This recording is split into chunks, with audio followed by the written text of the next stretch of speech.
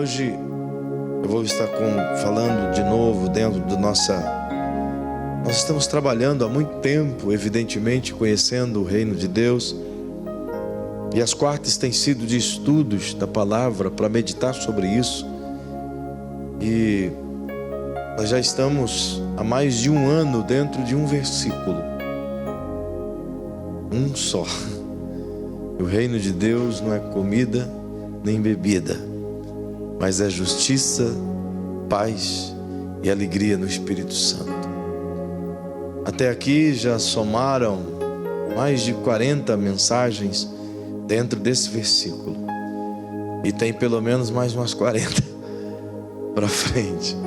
Mas o Senhor há de nos ensinar o que Ele quer e não temos pressa para isso, até por conta de que é importante aprender o que o reino tem a ensinar. Na próxima quarta, de hoje a 8 dias, o evangelista Edson vai estar ministrando a palavra, botando fogo no arraial. E assim nós vamos partilhando com os amados as oportunidades. Eu queria que você pudesse abrir comigo a sua Bíblia, por bondade, no Evangelho segundo escreveu João. Estamos falando sobre a paz do reino. E o Evangelho segundo escreveu João, no capítulo 15, nos leva a Jesus a uma importante lição. Nós leremos até o versículo 8. Eu sou a videira verdadeira, e meu pai é o agricultor. Todo ramo em mim que não dá fruto, ele o corta. E todo ramo que produz fruto, ele o poda, para que produza mais fruto ainda. Vós já estáis limpos por causa da palavra que vos tenho falado. Permanecei em mim, e eu permanecerei em vós. O ramo de si mesmo não pode produzir fruto, se não estiver na videira. Tampouco vós podeis produzir fruto, se não permanecerdes em mim. Eu sou a videira, vós sois os ramos. Se alguém permanece em mim, e eu nele, esse dá muito fruto. Sem mim nada podeis fazer. Se alguém não permanecer em mim, será lançado fora, como o ramo, e secará. Tais ramos são apanhados, lançados no fogo, e se queimam. Se permanecerdes em mim, e as minhas palavras permanecerem em vós, pedireis o que quiserdes, e vos será feito. Nisto é glorificado meu Pai, em que deis muito fruto, e assim vos tornareis meus discípulos. Amém. Queridos, esta noite nós submeteremos nossa meditação em uma das mais importantes lições que Jesus traduz sobre a vida no reino de Deus.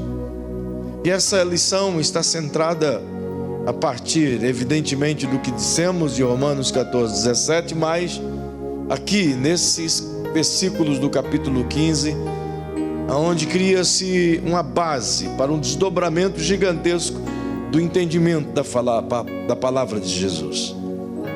O que ele está aqui a dizer não compreende apenas o contexto de uma videira no sentido de frutificação física, mas é muito amplo, é muito extenso, e a gente vai tentar descobrir isso aqui. Eu queria que você pudesse citar comigo ou memorizar o título desta lição em especial, desse estudo em especial, ou dessa palavra em especial. Se puder dizê-la, certamente tua alma gravará. E diga para quem está pertinho de você, diga: desfrutando da bênção diária, o poder da comunhão com a palavra de Deus. O título é exatamente este: Desfrutando da Bênção Diária. E o subtítulo é exatamente esse: o poder da comunhão com a palavra de Deus. Isso é muito, mas muito importante, porque aqui reside a resposta para muitas perguntas. E talvez os amados já ouviram essas perguntas e outros até fizeram as mesmas. Por exemplo, por que eu oro a Deus e Deus não me responde? Por que Jesus disse que se tiveres fé, pedindo com fé e não duvidando, recebê-lo-ei? Mas eu tenho fé, não duvido, peço e não recebo. Porque Jesus disse que se 2 ou 3 concordarem acerca de qualquer coisa na terra, é concordado no céu, e isso certamente é feito na terra. E por que eu concordo? Eu oro em concordância e a resposta não vem, e a bênção não vem, e o milagre não vem, e tudo não vem, e a gente continua orando, declarando, profetizando e profetizando, e as perguntas continuam sem respostas. As respostas estão centradas aqui, nessa fala de Jesus. E o que ele começa a traduzir ao coração da igreja é propriamente a importância de si mesmo. É por isso que ele começa o texto no versículo 1 dizendo: eu sou a videira verdadeira. O que ele quer dizer com isso? Ele quer dizer: eu sou a fonte de vida, eu sou a fonte do fruto, eu sou a razão pela qual o fruto vem, eu sou o meio pelo qual se frutifica, eu sou o único meio onde alguém pode frutificar. Ele deixa muito claro que não há outro meio de alguém frutificar se não tiver nele. Significa que não há seiva em nós, e não há fruto ou vivacidade de fruto em nós, e o fruto que a gente produz não é nosso, é dele por meio de nós. Estando conectado nele, é o fruto dele que através de nós é manifestado.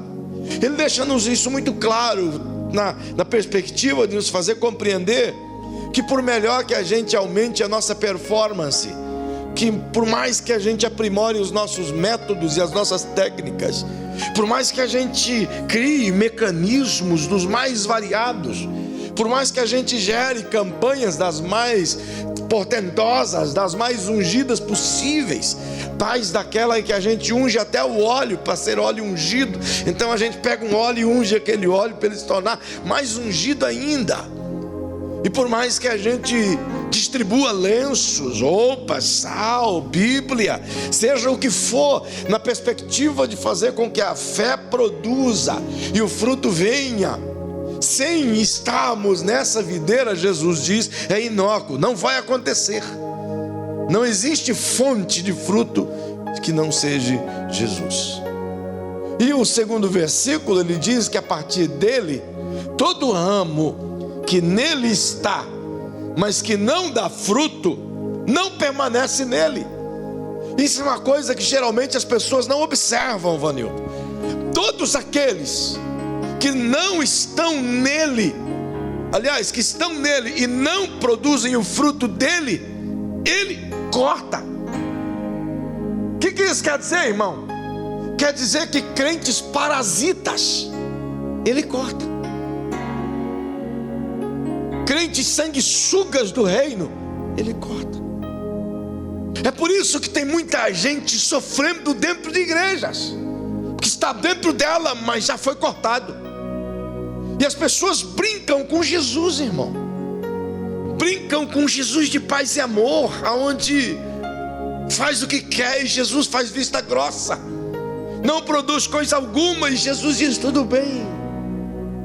A gente se esquece que foi Jesus quem disse que no reino de Deus funciona mais ou menos igual aquele fazendeiro que plantou uma figueira no meio de sua vinha e veio no primeiro ano, depois dos 3 anos que ela cresce, é portanto o 4º ano da figueira, e ele vem no primeiro ano em que ela é para dar fruto e ela não dá fruto, ele deixa, vem no 2º ano, tenta fruto de novo, não dá, Vem no terceiro ano, tenta de novo, não dá. Então ele diz para o viticultor: por que essa figueira está inutilmente atrapalhando a minha terra sem dar fruto?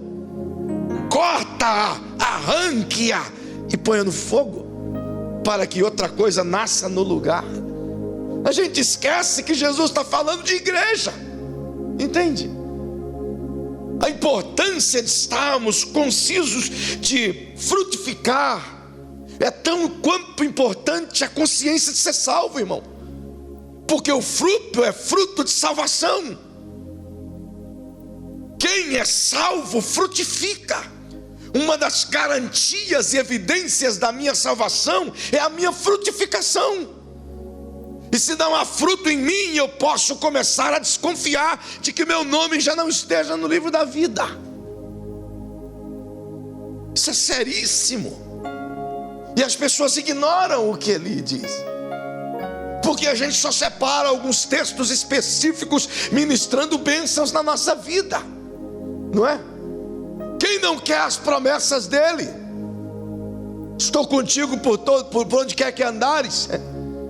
Quem não quer as bênçãos dele? Imporão as mãos sobre os enfermos e os curarão. Mas a gente ignora textos tão claros, tão simples e tão verdadeiramente importantes para a igreja, que nos torna cristãos. Uma das primeiras coisas que eu aprendi na minha fé cristã, há 25 anos atrás, foi a importância de frutificar. Eu tive um pastor por nome de Wilson Pasquini, e essa semana, enquanto eu terminava o último capítulo do livro de missões, do qual partilhei com o pastor Hélio há poucos dias, e se Deus permitir, eu quero lançá-lo no Congresso de Missões. Deus me deu um livro lindíssimo. Eu estava no aeroporto de Bangkok, esperando, fiquei lá muito tempo esperando o voo, e orando ali, atribulado, e o Senhor ministrou no meu coração um refrigério, e Ele me deu uma sequência, uma série de livros, e o primeiro se chama Terra de Sorrisos. É um livro sobre a África, e onde 256 páginas, você vai viajar bem gostoso nelas, com certeza vai ser bênção de Deus.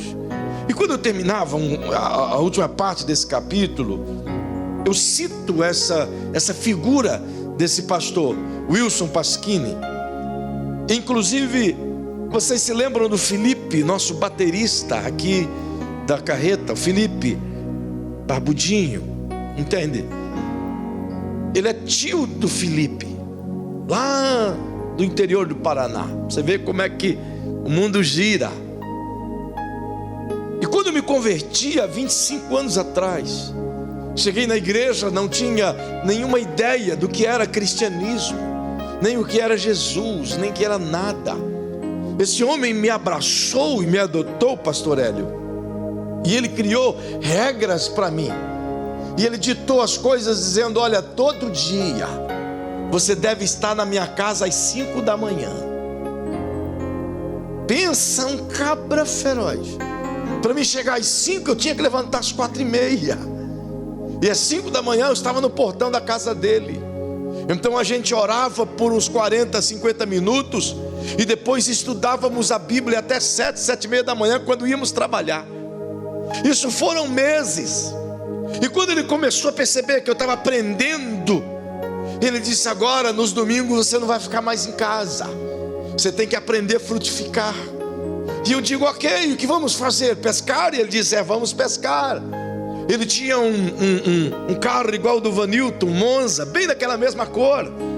Então ele colocava no porta-mala uma caixa com um monte de pão com carne moída, e juntava eu, mais um outro garoto, que hoje também é pastor lá em Terra Rica, o pastor Márcio, talvez vocês se lembram, e um outro rapaz que hoje mora, que também é pastor, que mora em Curitiba, e um outro ainda que é diácono, que também mora em Curitiba. Nós em 4, e ele pegava nós 4 piazotes, novinho na fé, e dizia assim: vamos comigo domingo. E olha, meu irmão, terminava a escola dominical, a gente ia correndo para casa, almoçava e tinha que estar na igreja a 1h em ponto.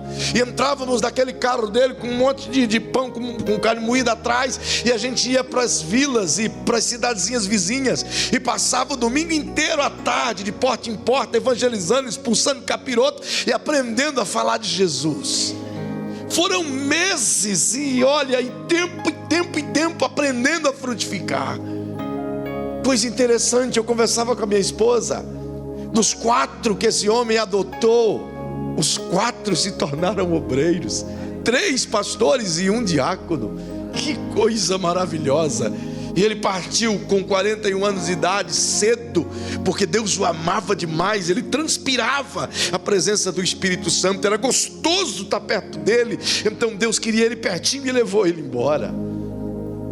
E geralmente Deus faz assim com pessoas que terminam o seu propósito. Ele me ensinou que vida sem frutificação está condenada ao fogo. Então diga para quem está ao seu lado: o cristão que não dá fruto não é o pastor que tira, é Jesus que corta. Ou vamos tirar esse versículo aqui, ou vamos dizer aqui: não, pastor, isso aqui Jesus estava dizendo era só naquele período, era só para o judaísmo, Asdrubal, não era para os nossos dias. É as lições que ele dá à igreja, queridos. A nossa vida precisa ser uma vida diária de frutificação, de testemunho, de fé, de amor, de graça, de bondade, amor para com o próximo. E fruto não é só o evangelismo, não é só ganhar almas, mas é viver o evangelho de modo que Jesus seja visto em nós diariamente. Isso é fruto. Se não percebam, ele diz: todo ramo que está em mim e não dá fruto, corta. E todo ramo que está em mim e produz fruto, ele poda. É por isso que de vez em quando está tudo bem, você está na onda da unção, você está frutificando, você está abençoado, você está feliz e está dizendo vai de vento em popa. De repente, pá! Algo inesperado acontece, e a tristeza chega, a dor chega, a prova chega. Aí você diz: por que, Senhor? E o Senhor diz: eu estou te podando, porque você vai frutificar mais ainda por meio da sua dor. Só Ele sabe fazê-lo. Agora olha para quem está ao seu lado e diga: homem não sabe podar, homem não tem o direito de podar. Diga: obreiro não tem direito de podar, pastor não tem direito de podar. Mas Jesus tem todo o poder e direito para podar. E é Ele que faz isso.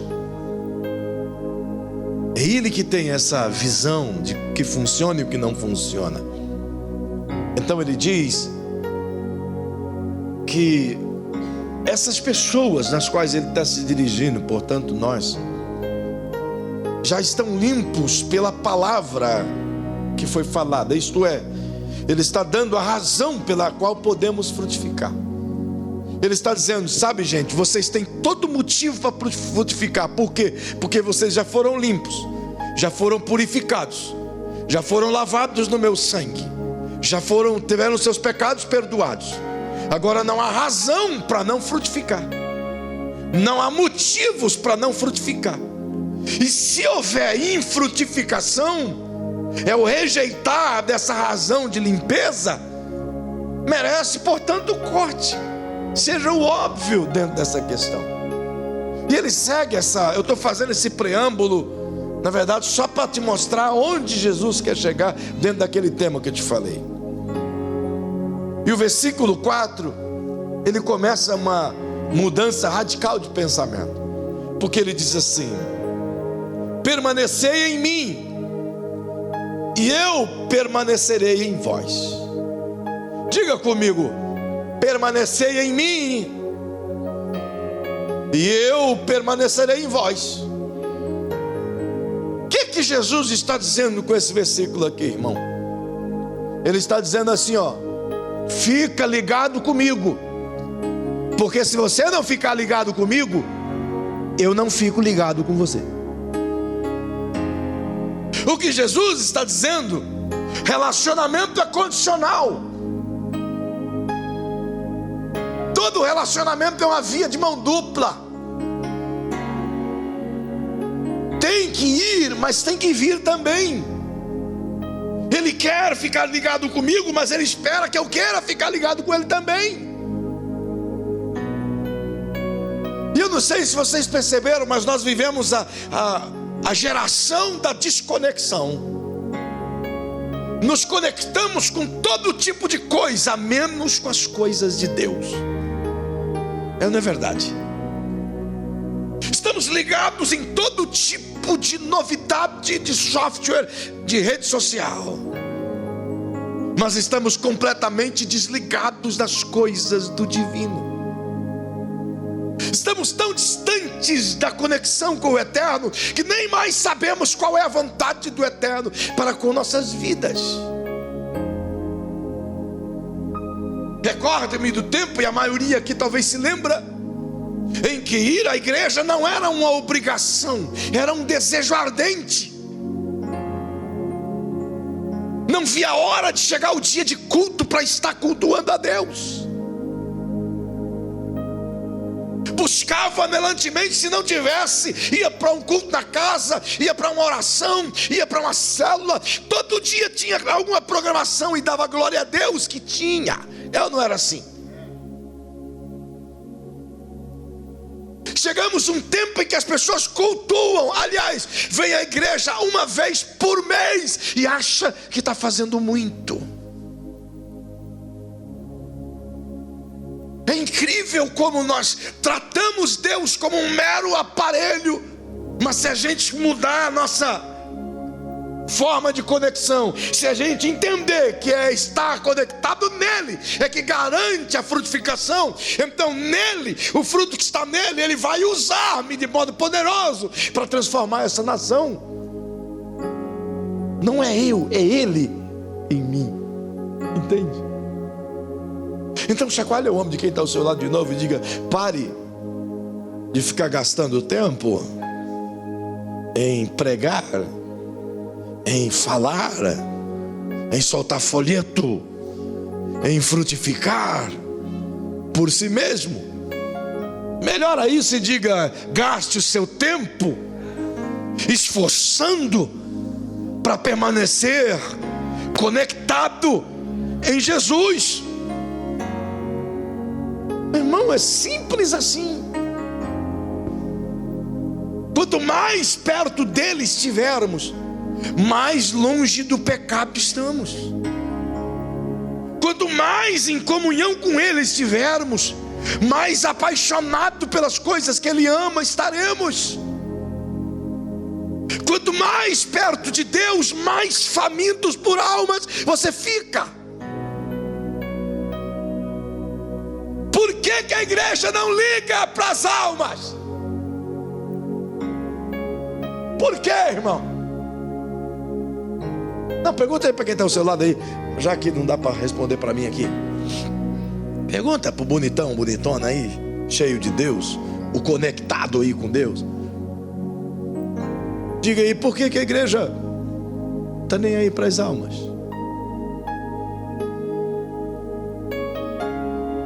Porque ela está muito longe de Jesus. Não, pastor, a igreja está pensando em alma o tempo todo. Fala sério, olha aqui no meu olho e diga isso para mim ver se é uma verdade. Quantas pessoas a gente convida para estar com Jesus ao longo dos 365 dias do ano? Quantas vezes a gente para as nossas atividades diárias para poder sentar com alguém e expor o evangelho de Jesus? Quantas vezes a gente decide derramar um pouco de amor sobre alguém que a gente nunca nem viu? É só olhar a quantidade de pessoas que a gente traz para a igreja. Se não temos condições de evangelizar alguém, deveríamos ter condições de pelo menos capturar alguém e trazer para a igreja. Nem que seja com a cacetada na cabeça e o cara chega aqui desmaiado. Ué, onde eu estou? está no lugar abençoado. Meio tem. O problema é que a gente não está preocupado com isso. Tem mais coisas para fazer. Salve-se quem puder. Afinal de contas, eu já me salvei. É mais ou menos igual a canção daquele cantor Lázaro. E ele cantava com muita alegria: ainda bem que eu vou morar no céu, né? E o resto, se lasque. O resto não é problema meu. O resto é problema meu, sim. É problema da igreja, sim. Precisamos entender isso, queridos. Eu preciso que vocês me ajudem a partilhar isso. Nós precisamos nos tornar uma igreja faminta por almas. Não há sentido viver sem gerar almas. Não vale a pena viver se não for para ganhar almas, queridos. Pelo menos eu penso que não vale a pena. Eu tenho dito isso todo dia. Se não for para fazer isso, me leva, pelo amor de Deus. Ainda que eu amo ficar com a minha mulher, mas eu não quero viver nesse mundo se não for para gerar frutos para o reino. De que adianta passar uma vida sem fruto? Se ele diz: se vocês permanecerem em mim, frutos virão abundantemente. Mas agora o verso 6, ele começa a complicar. Porque ele diz assim: se alguém não permanecer em mim, será lançado fora como o ramo e secará. Tais ramos são apanhados, lançados no fogo e se queimam. Dura é essa palavra, dura. Como pastor e como um evangelista, pastor na verdade que sou, eu sempre tenho a perspectiva e a ideia de que devo correr atrás da última pessoa que seja, para não perder ninguém. Deus sabe disso, minha família sabe disso, os pastores que trabalham comigo sabem o quanto, ainda que esteja me ferroando, mas eu prefiro que fique aqui pertinho. Ainda que seja dando trabalho, mas eu prefiro aqui. Ainda que seja escória, mas eu prefiro aqui pertinho, sabe? Podre, machucado, doído, com pedra na mão, eu prefiro aqui. Mas Jesus diz, e embora ele seja o próprio amor, ele é quem pagou o preço por cada vida.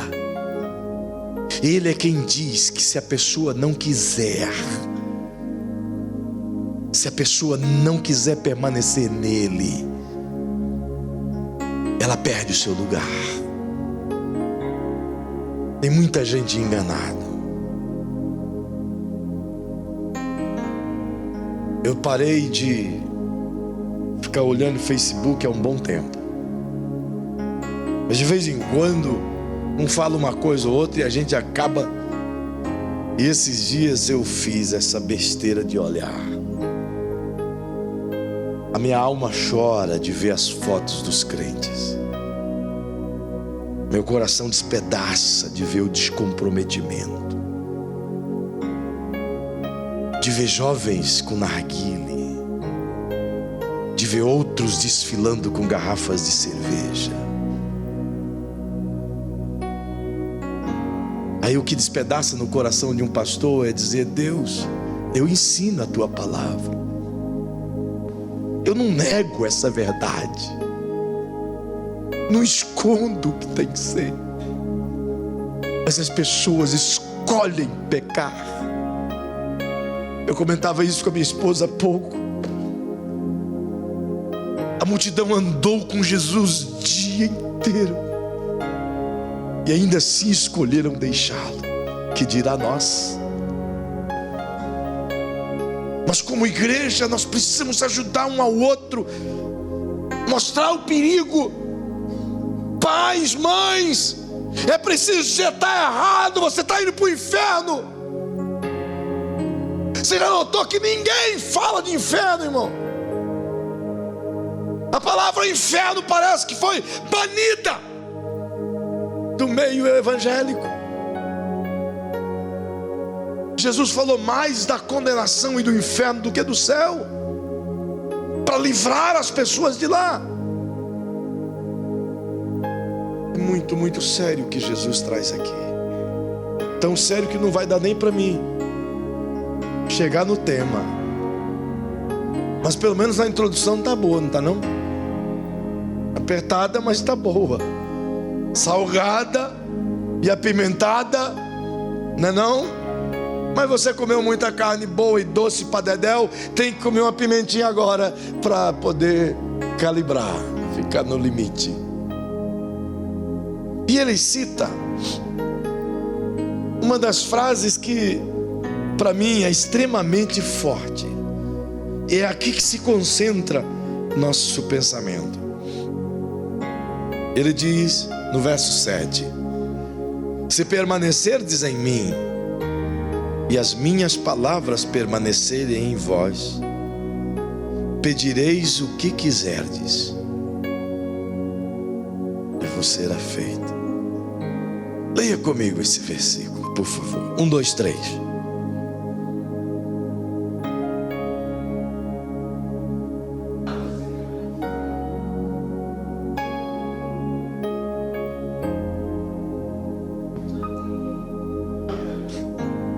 Pediu o quê? Qualquer coisa? Qualquer coisa? Ele estabeleceu a amplitude celestial. Ele deu a nós a liberdade que ele deu a Bartimeu quando diz: o que queres que eu te faça? Mas agora, quando Jesus diz isso, complica um pouco, porque eu peço, mas não é feito. Eu oro, mas não sou atendido. Eu clamo, mas a bênção não vem. E ele disse que iria vir. Agora, o detalhe é que a gente precisa compreender o que significa se permanecerdes em mim. E eu vou te mostrar esse versículo em 3 partes. A primeira parte é essa: se permaneceres em mim. A segunda parte é essa: e as minhas palavras estiverem em vós. E a terceira parte é essa: vos será feito. Nós temos que entender isso aqui de acordo com a mentalidade de Jesus, sem interpretações teológicas, apenas o que ele disse. Então pensa rápido comigo nesses 5 minutos que sobra.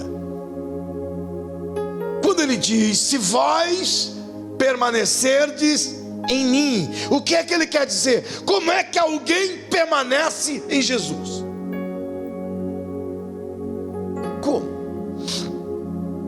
Como alguém permanece nele? Talvez a resposta adequada seria: se obedecer os seus mandamentos, pastor. É uma resposta, mas não é nesse caso. Talvez alguém diria: bom, permanecer nele significa, sei lá, ter um anel, uma aliança com ele. É uma boa resposta. Mas qualquer pessoa pode ter um anel no dedo, pode dizer que tem uma aliança com ele sem ter. O que significa, portanto, permanecer em mim? Bom, é ser membro de uma igreja. Pronto, estou em Jesus. Também não. Porque do contrário, todo mundo tinha as suas coisas respondidas. Existem milhões de membros das igrejas. Mas Jesus vai muito além dessas 3 coisas citadas. Embora todas essas façam parte do contexto. Mas o que Jesus expressa aqui é que permanecer nele é permanecer conectado ao seu corpo. Diga para quem está ao seu lado: eu consigo permanecer em Jesus quando o tempo todo eu permaneço em plena comunhão com o seu corpo.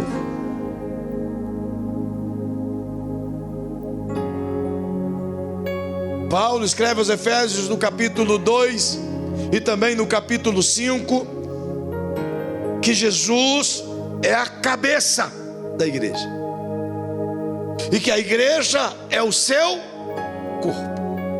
Então chacoalhe o ombro de quem está ao seu lado e diga: a igreja é o corpo de Jesus, que é, portanto, a cabeça. Agora entenda, quando ele diz para você permanecer conectado em mim, você tem que permanecer conectado no corpo. Não tem como fazer uma interlocução direta. Eu vou me conectar direto com Jesus, sem precisar da igreja. Desculpa, mas o Jesus das mãos furadas você não vai conseguir. Porque o único meio de ter comunhão com Jesus é tendo comunhão uns com os outros. É viver como igreja. E há três coisas importantes aqui como comunhão uns com os outros para entender. Primeiro, a via de amor é igual para com Deus, tanto quanto para com o meu irmão. Diga para quem está ao seu lado: se você não me amar no mesmo nível que ama Jesus, não tens comunhão com o corpo.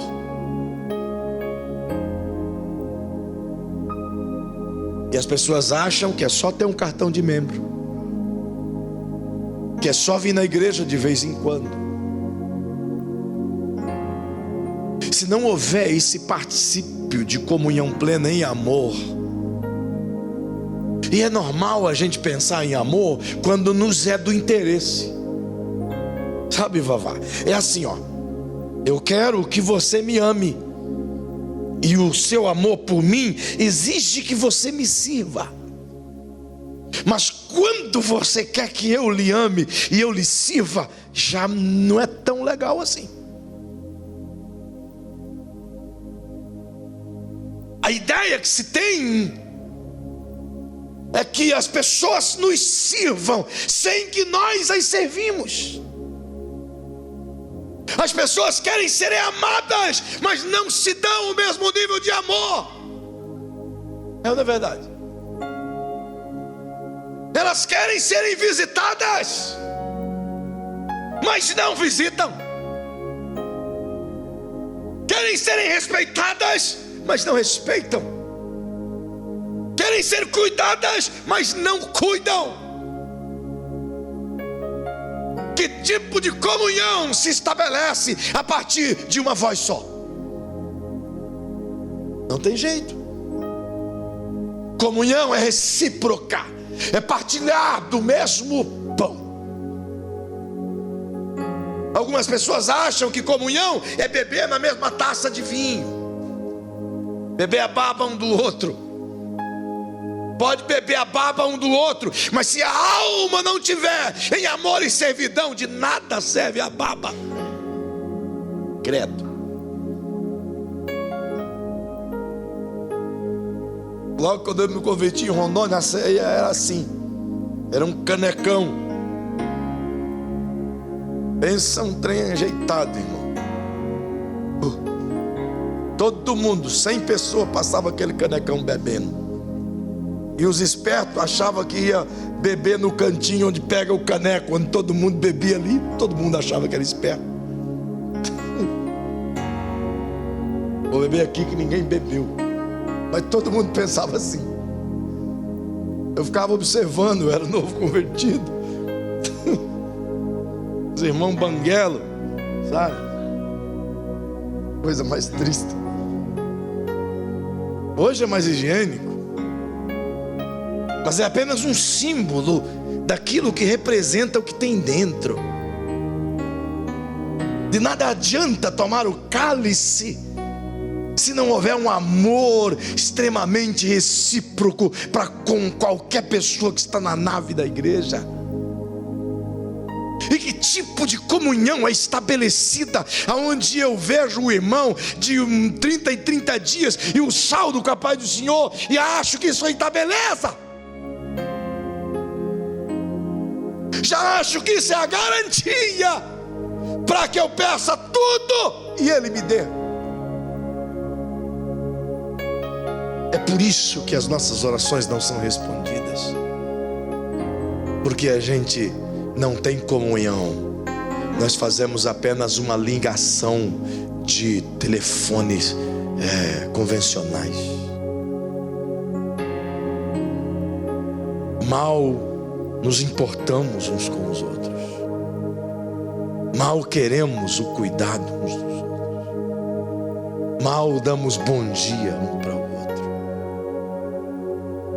Esse é o problema da igreja. Se permanecer nele, tem que permanecer no corpo dele. E não há possibilidade, queridos. Eu não tenho mais tempo, eu só quero encerrar e dizer assim: estende a tua mãozinha comigo assim, por favor.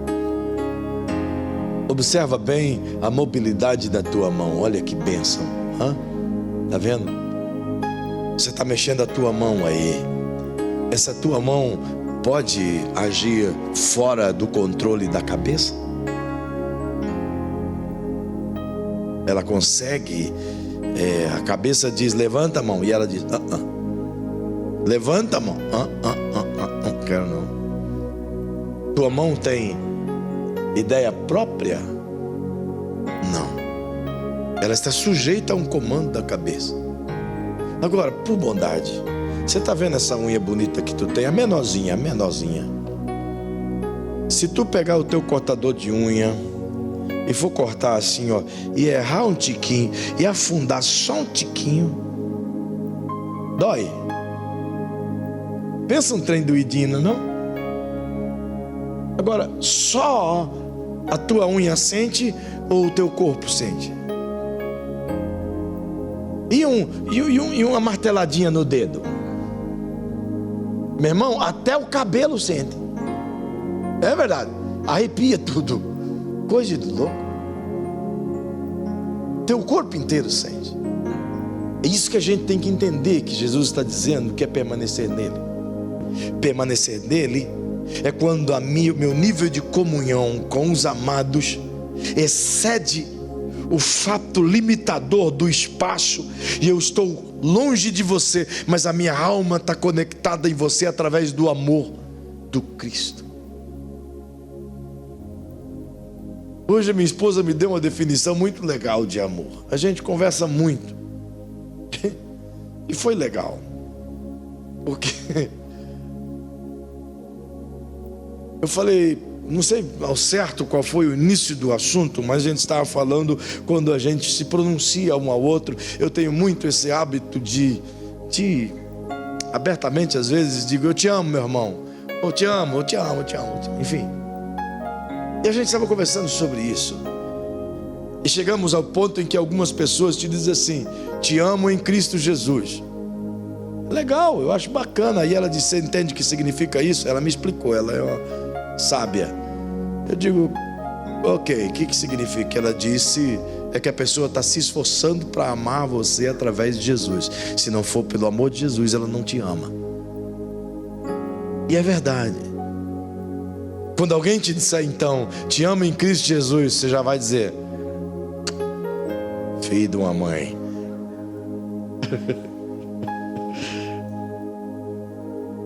Mas quando alguém esporadicamente ou abertamente dizer: te amo, varão, te amo, irmã, te amo, querido,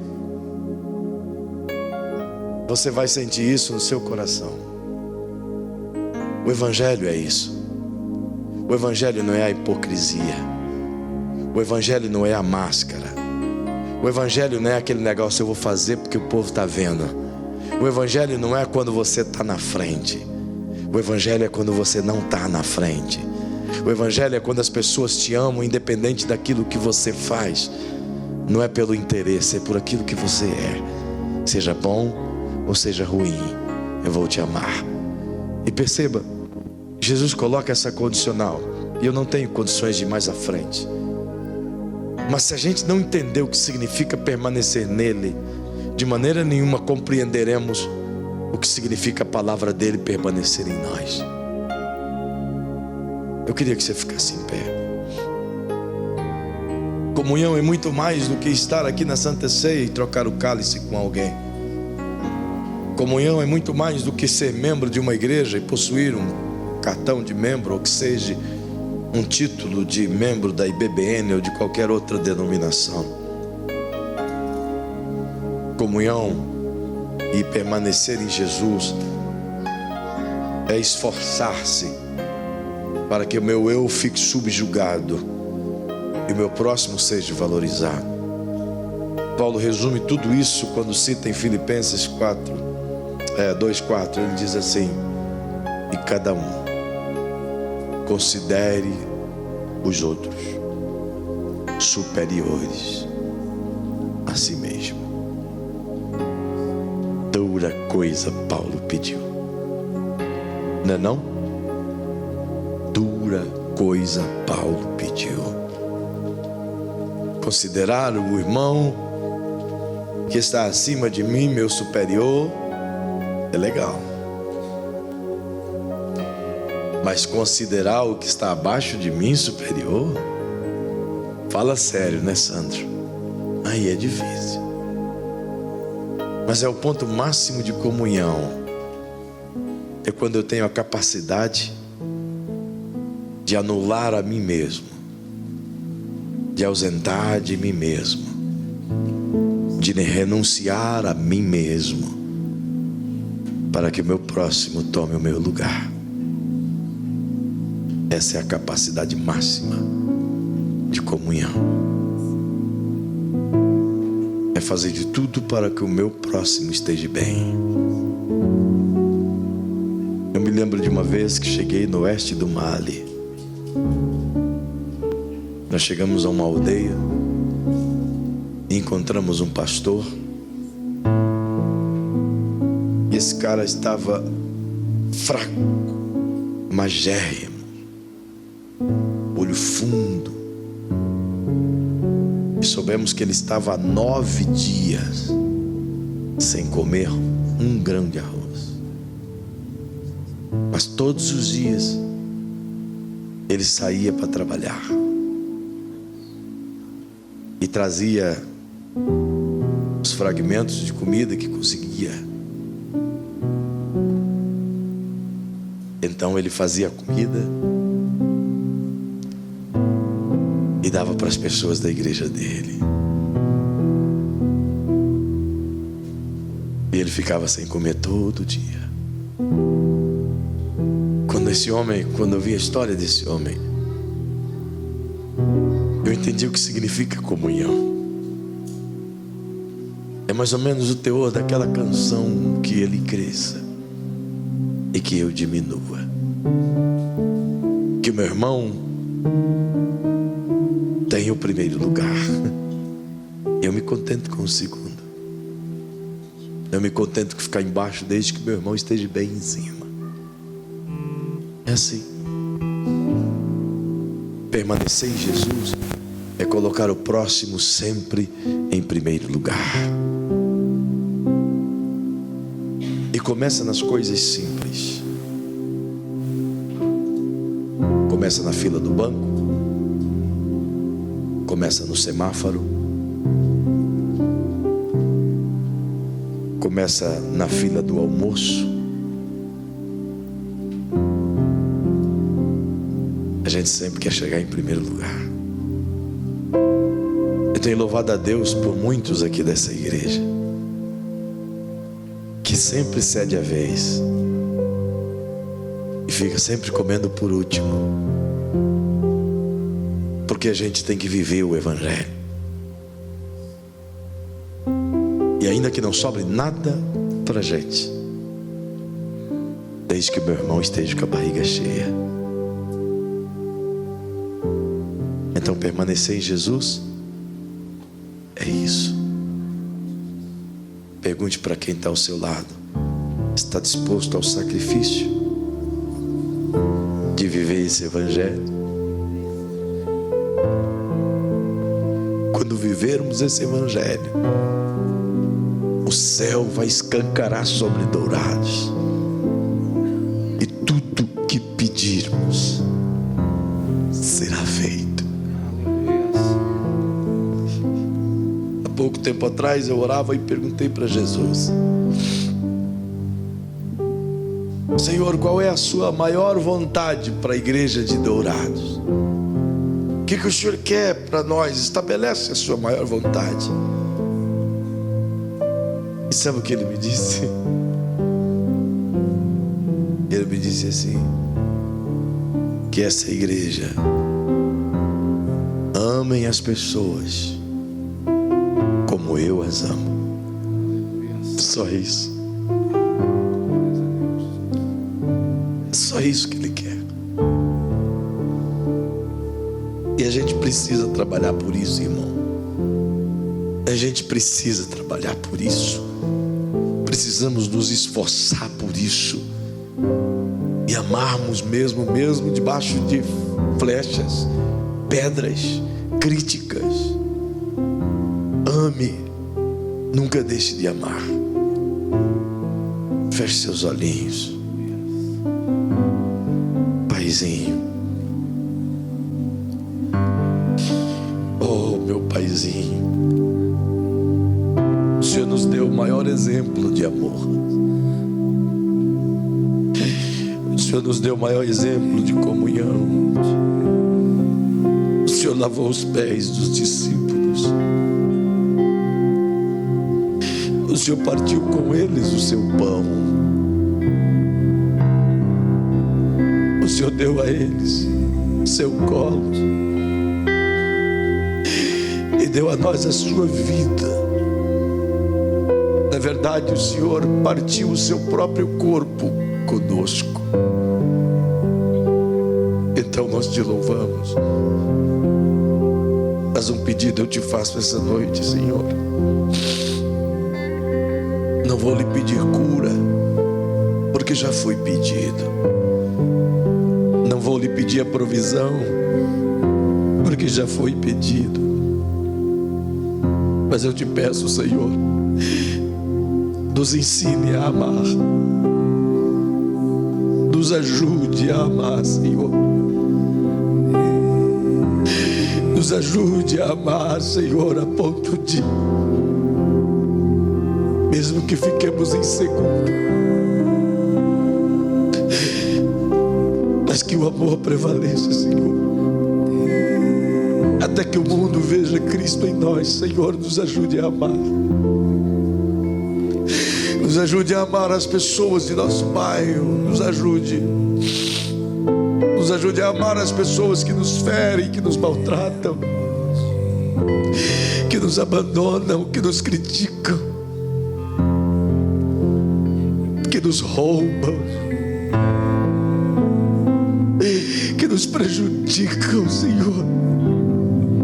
Nos ensina a amar até mesmo aqueles que estão presos. Nos ensina a amar, Senhor. Nos ensina a ser igreja. Nos ensina a refletir a luz do Cristo através das nossas ações. Nos torna, Senhor, seus instrumentos de cura para esta cidade. Nos ensina a permanecer em Ti. Nos ensina a fazer as escolhas corretas. Nos ensina a ter a paciência para renunciar a nós mesmos. Nos ensina a querer diminuir, ainda que meu irmão cresça. Nos ensina, Senhor, a dar valor ao próximo e um ao outro, o valor que gostaríamos que desse a nós. Eu te peço isso agora, no nome majestoso de Jesus. Enquanto essa canção é cantada, eu Eu vou te pedir, se você puder trocar pelo menos 3 ou 4 abraços, sem aquela pressa, mas aquele abraço fraterno. E talvez liberar uma palavra de amor, de fé, de comunhão. Aleluia, aleluia.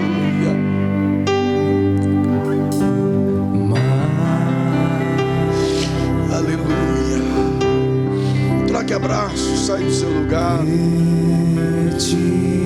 Enquanto eles cantam, sai do seu lugar, termina esse culto abraçando,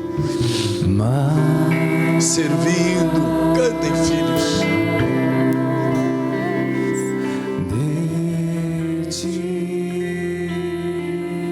Que Deus te abençoe.